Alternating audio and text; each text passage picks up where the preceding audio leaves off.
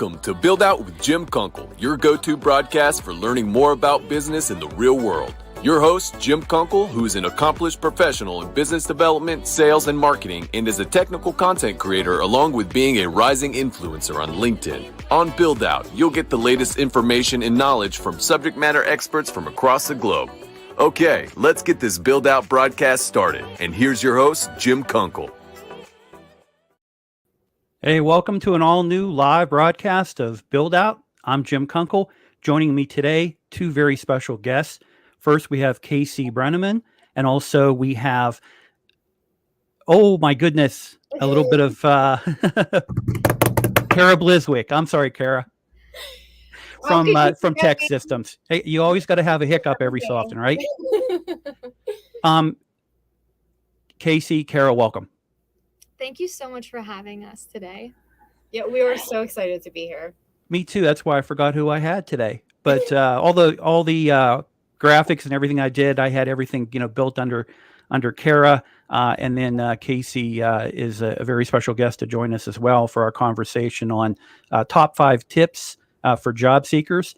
But before we get into our conversation, Casey, why don't you provide your professional background, what you do for TEKsystems and do for people out there looking for career opportunities? Yeah, so I am an IT recruiter for a company called TEKsystems. I've been working for TEKsystems for a little bit over a year now, so I have learned a ton. Recruiting is a huge process in itself, for sure, and we are in IT, so TEKsystems is an IT solutions company where it is really more than just staffing. It's helping clients with their big project initiatives, all in all. So I usually recruit a lot of Java developers and stuff like that. So a lot of IT roles. And Cara, if you could provide your professional background, you and I have a past working together. So we do. A great experience, Jim. Absolutely. So I went to school to be a teacher. I did teach 1st, 4th, and 5th grade, and a few others actually.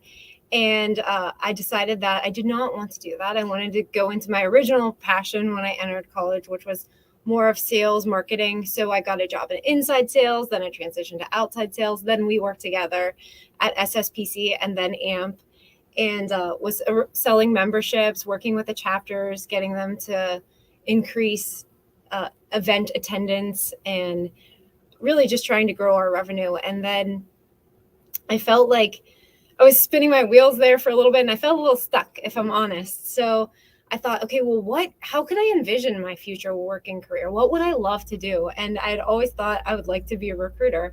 So actually I had someone reach out to me on LinkedIn. It's a great place to be for professionals about a recruiting position. And I ended up finding my way to tech, and I've loved it. And Casey has been a great asset for me. We're on the same team, both recruiting and core applications, which includes Java developers. And we do work with a lot of people entering a career and also maybe career transition. And we love to be part of that process in someone's journey with their career. I think that's what's so exciting is like Cara and I still, we've had to interview, like we've had to get ready. And I think we're very excited to provide value to job seekers because we want to see you all be successful. So your success is our success. Yes. There you go. And we were talking before to stream, and we will get into the topic of the 5 tips.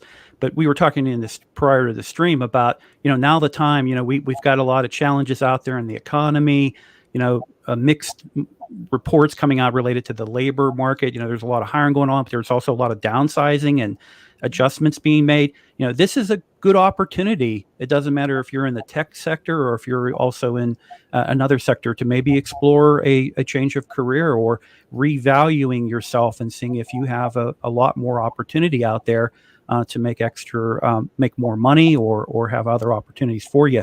But, before we get into conversation, both of you working on the technical side and technology, when it comes to, for both of you, for your browsing security, for your identity protection, how important is it to protect your identity? Absolutely crucial. So crucial. I know that's data security, I see a lot of roles for those, and it's a high need of a lot of our clients. So yeah, and your identity is really what's going to determine your worth in the marketplace. So just being aware that you really should protect yourself while you're browsing. You might even be browsing for personal reasons, and you need to be mindful of companies using that information and being aware of security. Very good. Very good.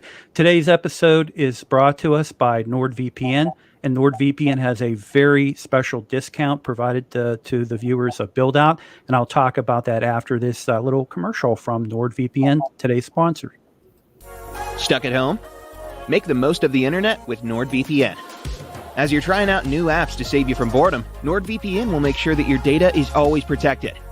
And you can still travel, well, virtually, by connecting to VPN servers in almost 60 countries. Up for a new gaming challenge? Make sure that cyber threats don't get in your way. Feeling curious? Access the news from all over the world firsthand. NordVPN. Online security starts with a click. So in this broadcast description, there is a discount link. You can, with an initial 2-year plan, you can save up to 63% off. You can support this broadcast, also my content. Take advantage of NordVPN, protect your online identity, and also too browsing security and other security. Cara, you have a couple fans here. Mr. Sam Navarro says that you are awesome. You're also awesome, Sam. So let's go ahead and let's get into our conversation regarding, top 5 tips for job seekers. And you had alluded to a little bit about, Cara, talking about, being mindful of what you do online. It can be used against you. Let's say that, and that might be a tip to throw out there as well. Do you both have any recommendations for someone who, might be posting things or looking to post things, what to do and not to do? Oh, can I say, Sam, I'm going to quote you since you commented, but I think you and I had talked about your daughter and the advice that you give her. It's just that, and I know Jim, one of our former bosses, has given this advice, but just anything you're posting, what if you were applying to a job and people could see that? Because Casey and I are going to talk about LinkedIn in a moment. And just if I'm really investing in a candidate, I do want to see, I might go and see, what are they posting? What posts have they liked? What if they've liked posts that with really highly contentious political or racial themes? Maybe I don't want my brand to be associated with their brand. So just being very mindful that your intention can't always be conveyed, even if it's a pure intention. So keeping it really professional and thinking, and I know I failed in this area of my life, if I'm honest, because it is just a little bit of naivete or stupidness or impulsivity, but being mindful that we are looking for that as recruiters and seeing what your LinkedIn says. Like, does it tell a story? I've had people that I'm representing, I've looked at their Facebook or other social media, just because they really are representing my brand. They're representing our top clients. I want to send the top candidates to these Fortune 500 companies and these clients, just making sure I'm placing the right people at the right company. Oh, very good. Very good advice. So the first tip that you have is related to resume formatting, and resumes are super important. I always keep my resume updated, not because I'm looking for a new job, but it's always good to have it just so that it's part of your LinkedIn profile, like you mentioned, but also too, you just have it readily available just for whatever reason. You never know, things can change, but it's always great to have it fresh and updated. Could you go through some of your recommendations on resume formatting? Absolutely. So you said it very well. Always keep it updated. Make sure it's always updated. That's number one. I would say whenever I am going through a resume, I've been through a ton. I really would recommend keep it simple and keep it one page. I do understand as you gain years of experience, it might go on to 2 pages, but as a recruiter, I'm really not looking to read your story on a paper. Like I'm just kind of looking to get like a summary. like a summary of what you've done. And then whenever the conversation continues on, that's where I can have that dialogue with the candidate. And that's where you can like really sell yourself and tell your full story. And, just as Casey said, like, we're looking for key skills that you have, technologies you've worked with, certifications you've earned, maybe even some training classes. Is this person growing as a professional? And I think she said when we were preparing for this, you want to see that progression. Okay.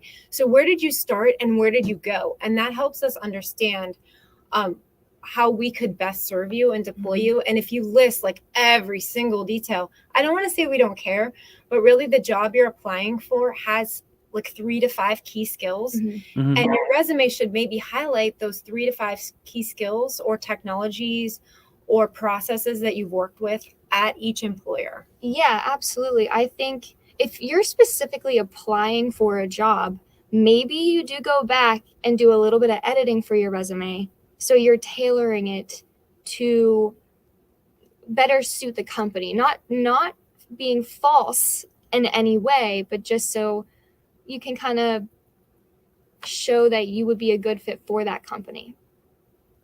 Very good, very good. And one other thing I would probably add to it, and I think you're going to talk a little bit about LinkedIn. What I find sometimes as a past manager, also looking at individuals on LinkedIn, let's say if someone wants to do a connection with me, I'll take a look. And I find sometimes where their current role is and their LinkedIn profile is not updated. And so that if you're looking for a position and your resume says one thing, but your LinkedIn profile, because I'm amazed with how many recruiters, how many HR professionals utilize LinkedIn to go look at your professional background. And if it doesn't match up, it's going to show that maybe you don't have quite the attention to detail or to follow through, or looking at things that are really important to help you. You kind of like throw them to the side or take less interest in them. Let's talk about LinkedIn and the profile and why it's so critical to have it updated. And also too, I'm sure you're going to talk about how you can utilize your LinkedIn profile to benefit you for looking for a new position. Yeah, no, that's a huge point that you just said there, Jim. That's one of the hardest things about recruiting is you're validating. We're constantly validating. So we do utilize LinkedIn every day. Whenever I'm looking at a candidate, I do see if they have a LinkedIn. Highly recommend everyone have a LinkedIn. And it should be updated. Just reiterating what you said, it should be updated so it matches your resume. We don't have to have those questions. Really good attention to detail there, like you said. And like going further down into talking to candidates, we gain references. We are supposed to talk with the references, and I like to go on LinkedIn, find the references LinkedIn profile and see, okay, were they at the company at the same time? Like, make sure it all aligns up, because I will say if it doesn't happen, we can bring it up, but then it's a lot of push and pull there. It is. We're basically like a detective in a certain way, is that you're telling me these things. I'm putting trust in you to believe that. But if I look at your reference and the dates aren't matching up, I actually sat in a reference call with a colleague, and she had a person and she said like, oh, you worked at T-Mobile with this person. What project did you work on? And they just couldn't provide a lot of details about it. And it just didn't feel right. So the more that you don't have to add every detail of the project, and your reference doesn't have to have every detail of the timeline or the project, but just making sure that I could say, hey, Jim and I worked together at AMP. These were the initiatives we worked on. He grew the region in Latin America. He started 5 new chapters. If you had given me as a reference, but those would be some things I'd talk about, but just kind of having all of your work history aligning with your references. Have all your ducks in a row. Yeah, makes sense. So both of you as professional recruiters, in LinkedIn, do you look at the testimonials or not the references, but actually the statements that people will submit for a profile? Like the recommendations? Yes, recommendations. Yeah, and I see that, and I think depending on the comment, it does make you stand out. Like, I think those recommendations are very helpful, because not every LinkedIn profile has one, but when I see it, I can tell, okay, this person has a really good work ethic. They did a good job where they were at. Stuff, it kind of validates that. So I would say, yeah, I agree with Casey on that. I will look at the ones received and given, right? So like if the person has received a bunch but they haven't given any, I'm like, is this person just a taker? No, I'm just kidding. Maybe they're just a top individual contributor, but I do kind of try to look for a balance there. I'm not going to lie. And it might stand out, but then I might just think, okay, were these two people really close did they work just really closely? Were they like best friends at work? yeah. Yes. Yeah. So I do look at the references, but I would say like it's not going to be a breaking point for me if they have the key skills. Yeah, usually what I recommend is if you could get somebody of a high caliber, so that if you report to a director, have a director do that. Or if you report to the president, or even if you could maybe, because you've done such a great job, maybe the president is more than willing to do that for you of your company. So look at those high value testimonials that can be put on there, recommendations that can be submitted into your profile. A very good question here from Wilford. What makes LinkedIn the most social media platform that balances a job seeker's resume? For me, looking at LinkedIn, it's both for me a social media platform related to professionals, businesses, organizations, but also too for job seekers or professionals. It's a good way to kind of create your own personal brand. It also is a very efficient and effective, in my opinion, sales tool, marketing tool, and a promotion tool, so that you can use it for so many different things. So when we think of products through Meta, Facebook and Instagram, they kind of service a certain thing. TikTok kind of goes a different direction. LinkedIn is very unique. So if you're a professional, you really want to have a strong presence on LinkedIn, and you want to utilize LinkedIn whatever way you can. Now, that's the free part of LinkedIn, or if you want to do a subscription, take advantage of that as well. I've done both, and I've always found over the years since the beginning that LinkedIn's been the most effective as a professional. I think that it does the best job at telling a story, which we said over and over again. It really, as you mentioned, the recommendations, the skills, what you follow even, if you're in IT, you should be following IT things. If you're in protective coatings, are you following top coating manufacturers or abrasive suppliers? So I'd want to be seeing kind of that alignment. And I think LinkedIn does a very nice job of having the person, hi Gabe, or I hope I'm saying your name correctly, but yeah, LinkedIn does the best job at that. Yeah. And like seeing someone's connections. I mean, obviously, as soon as you become connected with somebody, you can see who they're connected to. Okay, this person worked here. You can dive deep into that organization. It's almost like you can go down the rabbit hole, and Yeah. make more conversation happen. So, Yeah. Yeah, you really have to think of it related. If you're in business development, or even if you're in sales or recruiting, it's a great way to go out there and be able to find contacts and kind of cut down a lot of that, pre-work that you have to do to get to the right person or to the right candidate. So for your second tip, core job skills, can you go in a little bit of detail about what you mean by core job skills? So whenever you're applying for a job, we actually touched base on this earlier, but whenever you're applying for a job, they usually have like top skills listed. So like when we're actively recruiting, we put together a search string called a Boolean string, and we put it in our database, and then a bunch of resumes come up. So I would say if you are very aware of the role that you're applying for, I did say this before, but just tailor the skills that company is looking for, and make that the forefront of your resume. Because if it's not, it might get missed. Yes. And just knowing that, okay, so we're targeting people in that search string, but also what are things that we love. Let's say you worked at AMP once, Jim. And then you went and worked for AMP again. That means AMP loved you and they rehired you. So sometimes a re-engagement can be a really good sign for us. We love that. Upward mobility and career trajectory. This person has just gained more and more responsibilities in their role. That's a giant green flag for us. Other things that we might be looking for could be red flags. Maybe there are frequent career gaps, and you have a lot of gaps, and we're thinking, why is this person remaining unemployed for certain periods of time? What are they doing? How are they eating?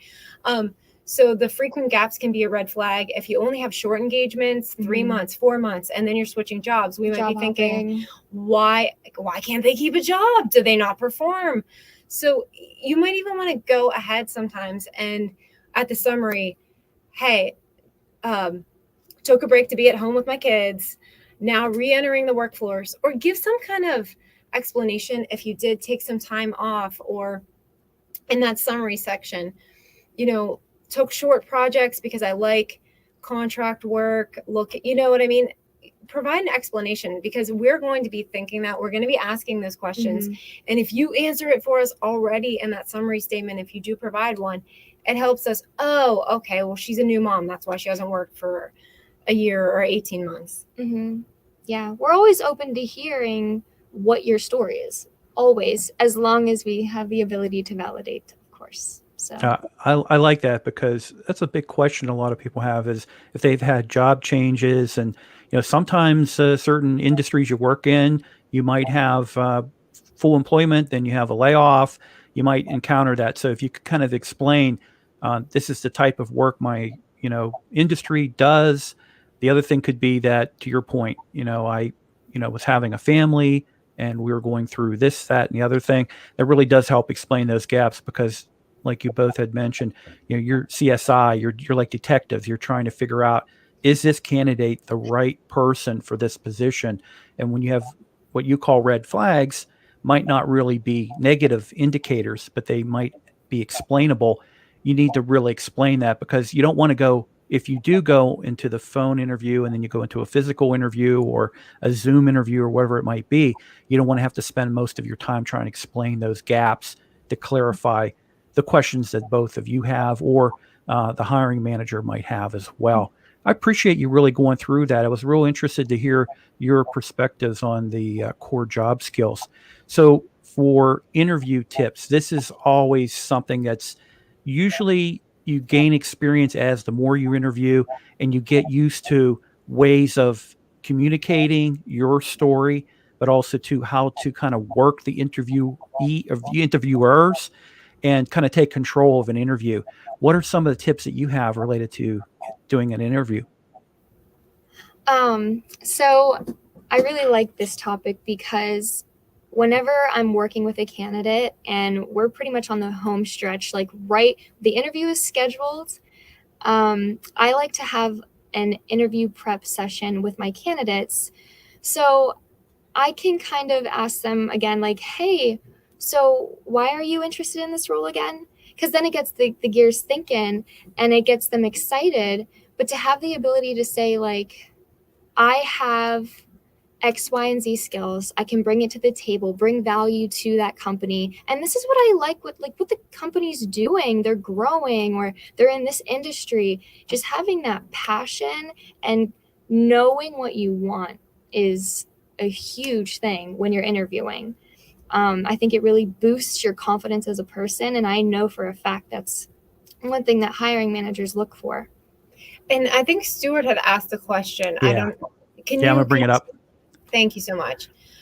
So basically, Stuart, I'm not sure if I understand correctly, but what I'm understanding is that maybe using the right terms in the interview, like the correct words. And I would say yes. Like, if they ask you something, it's okay to restate it. I might repeat it with the text verbatim. And you know who really does this, that we work together with AMP, is Sam Scaturo. And I hope I'm saying, is it Scaturo? Am I saying that correctly? Yes. Yeah, but when at the town halls, when people would ask questions, he'd say, well, I think what you're asking is, should I use the exact words the interview is using? Sure, repeat that. But know that, as Casey has point to talk through your experience. So if I say, hey, you use this inspection instrument, you use this software, you say that you're an expert with this, I might ask you on the interview, tell me how you use that software. How did you use that inspection instrument when you're doing that test? And guess what? I, as a recruiter, have zero idea about how to operate that.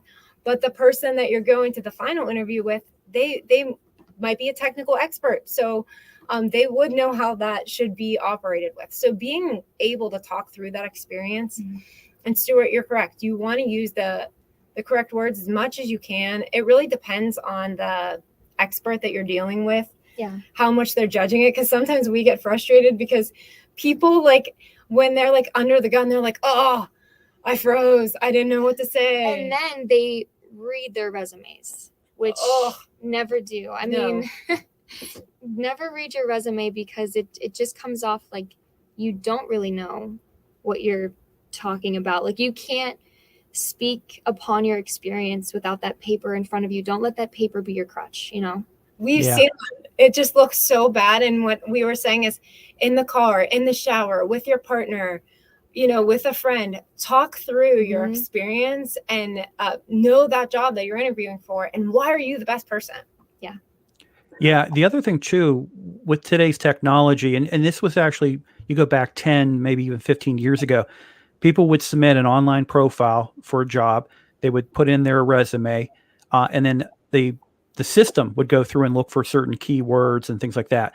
So typically what I did, and this just goes back and would have been back in probably 2012, early 2013, I actually would have different variations of my resume with certain industry buzzwords, so that if I submitted for a certain company, that it would probably be flagged quicker than if I just did a generic resume and just distributed it across different industries.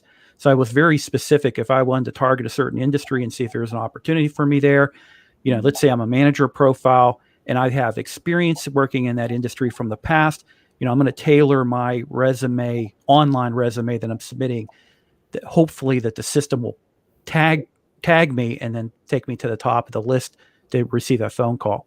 Can I make one point about that, Jim, though?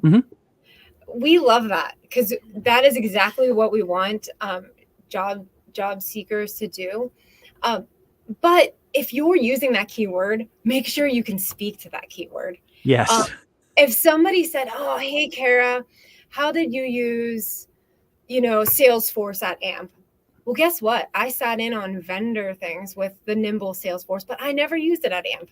So I couldn't speak to that. Could I speak to like how, you know, I used it in another role or something? Maybe. But if you're having those buzzwords, be able to speak to them. Because if you go, I didn't, you know, I watched my boss do it, but I don't know how to do it. That's a little bit sketchy. And I'm like, you might just not make the short list then. Yeah. And the other thing too, is you don't want to embarrass yourself, maybe because you say something that's inaccurate, or it becomes very apparent that you really don't have experience in what you said, Salesforce there. Question came across here, and it goes back earlier. You're talking about resume should be limited to at least a single page, hitting 3 to 5 key skills, and leave more for discussion during the process. I think that's what you had early recommended, is keep it short and simple, to the point. Yes. And then talk when you get that phone interview, or when you get a physical, or if you get a Zoom type of interview. The one thing I will say is, like, if I see someone who has a 25-year history or a 30-year history and it's 2 pages, okay, well, you've been working at, you know, average IT career is 18 months. So those people have a lot of engagements. And if they're senior level, 2 pages, that's fine. You've had a lot of engagements. You've worked at a lot of Fortune 500s. Fine. Keep it 2 pages. But really, at every employer, think about your top key contributions that you could speak to. There's probably only 2 or 3 initiatives that you worked on that you're super proud of, you're really passionate about, and use those top skills. So maybe only 1 to 3 bullet points under each engagement. Yep. And one thing to kind of circle back on too, with the buzzwords, I know, like, for example, let's say you're a developer in the IT industry, not IT industry, financial industry. go ahead, throw that word financial in there, because I've literally done it myself with my bullion string. I would put in quotes financial industry. And so that is a trick that recruiters do use. But as long as you can speak to it, of course, but it does work. Yeah. And like for our former colleagues, protective coatings, corrosion prevention, cathodic protection, business development, whatever jobs they're targeting, throw those keywords in those industries. Very good. And then company knowledge. I think this is probably the most critical. You have to know the mission, the purpose of the company, what their products are. Maybe you want to mention those or look at what applications they're used in. So you want to be able to talk of knowledge, or talk from a knowledge position when it comes to the company that you're interviewing, because it's going to be important for you to be able to show that you are very interested in joining that company and being part of the team. Yeah, absolutely. I think the job description is so important to know why the role is open, available, what the responsibilities are. Just like know that job description. Understand, like act like you're going on the job tomorrow, really. Like understand what you're going for. Yeah, and Casey and I talk so much about this. This is where I feel like a recruiter is a great asset, because we can say, look, the job that you're interviewing for, I actually sold this job like a couple weeks ago, but the person who is in the role, guess what? They're getting promoted. This company has great upward mobility. That's why they're hiring. They want people to buy into the mission and stay for years, because they realize that that is providing a better experience for the colleagues, the customers. It's growing the company and being part of that initiative. And we can also sometimes tell our consultants or tell job seekers, look, this is the company culture. It has a family feel. The team size is 10 people. It's you might be working with a partner and sharing your work, and they're looking at yours. Are you comfortable with feedback? Hey, Cara, that wasn't the best. You could have done this better. Just knowing that culture before you step into the interview, because if, Jim, you had mentioned this, if the hiring manager is really detail oriented and you're speaking about your experience and he goes, hey, Jim, when you worked at this company, tell me exactly what you did step by step. That hiring manager, might want every single detail. And this is where, don't listen on your resume. Be ready to show how your experience is going to benefit the company's initiatives, and kind of just go with their culture. How are you going to meld in? Like I was telling Casey, if you are a unicorn and you're looking to join a company full of horses, probably not the best fit. Your horn is eventually going to be poking out. Go where you can fly, Yeah. No, that's a good point. I did want to bring up something where when you're working with a recruiter, and that recruiter, ideally we kind of paint a picture of what's going on with our clients. So like the company that you're interested in, pay attention to what the recruiters are saying or what we're saying, because when you're going in for your interview, you can say, oh, I heard X, Y, and Z is going on with this company, and that's so exciting. I really want to be a part of that. So those initial conversations, even though it can be a lengthy process, they're very important, and our job is to make you successful. So. Yeah, that's really the key to it, is to make them successful. And then also too, when you're really looking with the company knowledge, you have to sell yourself in a way. As much as you're selling yourself to the employer to hire you, you have to kind of sell yourself. This is the company I really want to work for, and having that knowledge. And you could even Google companies and see, where are they the top 100 tech firms to work for, or people will post things regarding events that are done. Do they do charity work? There's so many ways to really kind of today search and find out cultural information about companies to say, yeah, this is definitely a good culture company. So the last tip is regarding recruiter insights. So how, if you could kind of go into detail with this as well.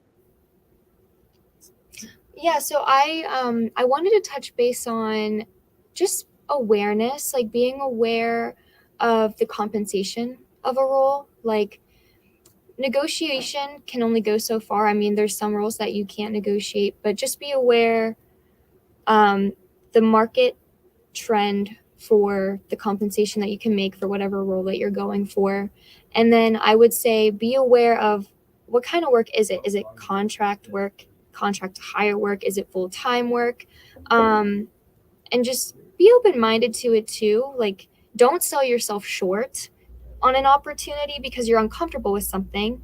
Ask questions. Would you have anything to add on that, Cara? I do.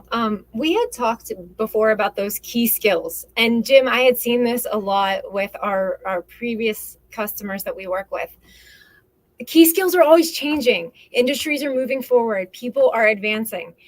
You might want to take less compensation, a little bit less, to get access to new key skills. So if a top employer is hiring and it's a new skill that you don't have, but you have every single thing else, maybe you want to take a little less compensation to learn that new skill and also work for that top employer. So just be mindful. Compensation isn't everything. If I see a top employer on your resume, I see top skills on your resume, that's important. Like think holistically, you know, because a career is long, but it's also short. You only have so many working years. So don't get like, so I see sometimes people are so dead set, like, I have to make this amount. I need to make more than I'm making now. Well, you know what? You came to a recruiter or you're looking for jobs because you're not really happy. Mm-hmm. What if can you take a little step back to go so much farther ahead? Because think about where you want to be in 3 to 5 years. Yeah, you'd almost be slowing yourself down in a way, for sure. Mm-hmm. But other than that, yeah, like the career progression is huge. I would say, would you add anything else to that? Just being, you can lean on your recruiter for the career progression too. Like say like what companies are hiring now? What are the rates? Like, do you have something else to say? No. Just like you can use us. So like we know the top companies are hiring, the roles they're hiring for, what skills are hot. Sometimes people will be like, oh, I have this skill and it's so marketable. And we're like, we have access to like, where there's 60 offices and 11,000 job openings. I can search the skills and see which ones have the most open jobs. Now this is just in IT, but we have other affiliates, but you know, use the recruiter that it's contacting you and say like, do you get a lot of job openings for this? Is this popular? You know, so just being mindful of where industries are going and trying to be part of that future in the industry. Yeah, when I think of the last bullet you have, be transparent. Both of you are human. You are caring people and you're willing to help people. So sometimes recruiters, I think when candidates look at recruiters, they look at, it's almost like, not to say it's an adversarial, but it's going to be a hard, you're going to be a little hard on me and I really have to really impress you to be able to move forward. You do, Jim. But again, what I find with recruiters, and this is me working in the past, not in the present, and also knowing both of you, is that, you know, you're human. You're more than willing to work with people than candidates, and you understand. So not to say you're overly sympathetic, but you're sympathetic and you're open. So I think that transparency is really important for a candidate to be able to say, you know, here's my situation, or here's a certain issue that I have. Here's what I'm looking to do. And to work that through the recruiter, because the recruiter has a mission. And the mission is to find the right candidate for whoever they're representing.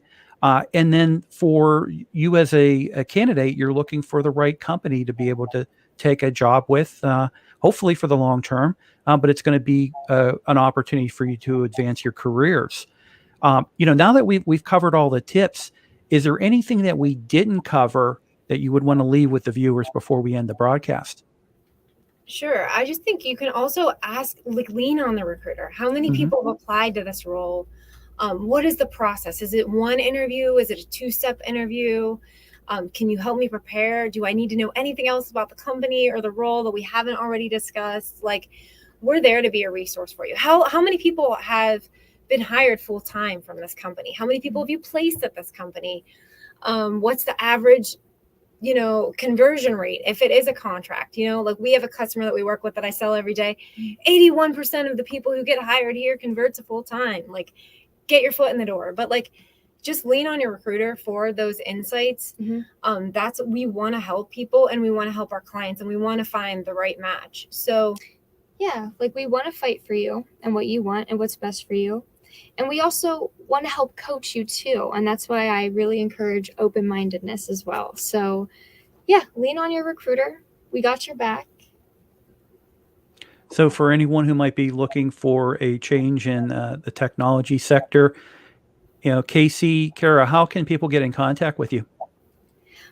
LinkedIn. if you go on LinkedIn and type in Casey Brenneman, you'll find me. Yeah. Same. LinkedIn is always a resource that I use to connect with people. I'd say that's the best tool. Yeah, honestly, it's the best tool, and then we can go from there. Sometimes send us a message. Sometimes there are people I really want to help, like you said. Actually, Jim, since you work with me, like I have a bleeding heart that I kind of sometimes have to sob a little bit because I want to help everyone, but I have to think, who can I help the most, right? And sometimes I was actually honest with the candidate yesterday. I said, I really like you.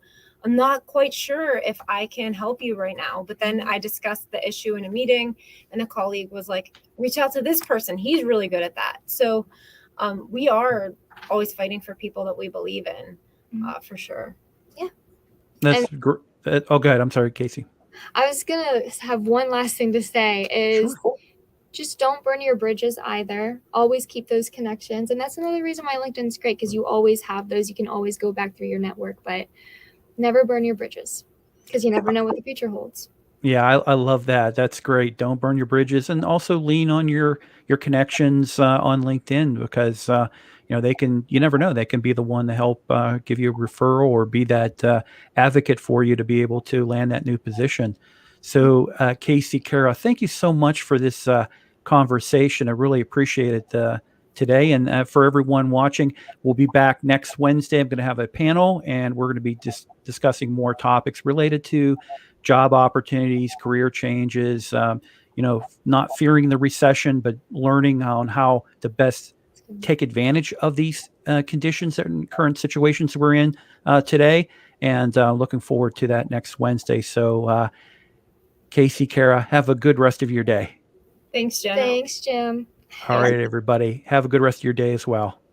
I hope you found value with today's Build Out broadcast. Make sure you connect with Jim on LinkedIn and subscribe to his YouTube channel. This way you'll be notified on new live streams and when new content is released. Please give today's broadcast a like and share with your connections and colleagues.